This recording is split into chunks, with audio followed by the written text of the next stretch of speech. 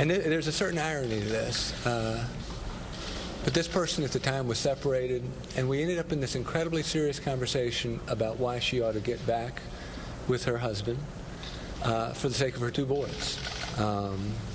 That not only was it part of God's law, but ultimately those two boys would be better off for it.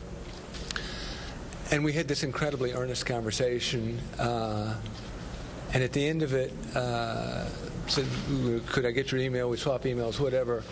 And it began just on a very casual basis.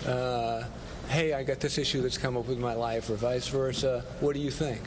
Because when you live in the zone of politics, you can't ever let your guard down. You can't ever say, hey, what do you think, or what do you think, because it could be a front page story, or this story, or that story. And so there was this zone of protectedness in that she lives thousands of miles away, and I was up here, and you could throw an idea out, or vice versa. And we developed a remarkable friendship over those 8 years. And then, as I said, about a year ago, it sparked into something more than that. I have seen her 3 times since then, during that whole sparking thing. And it was discovered, let me finish, 5 months ago. And at that point, we went into serious overdrive in trying to say, where do you go from here? And that's where the Cubby Culbertsons and the others of the world begin to help with, how do you get all this right? How do you, again, be honest?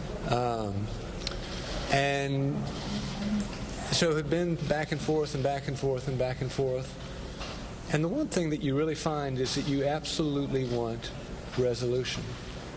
And so oddly enough, I spent the last 5 days of my life crying in Argentina, so I could repeat it when I came back here, in saying, while indeed from a heart level there was something real, it was a place based on the fiduciary relationship I had to the people of South Carolina, based on my boys, based on my wife, based on where I was in life, based on where she was in life, a place I couldn't go and she couldn't go.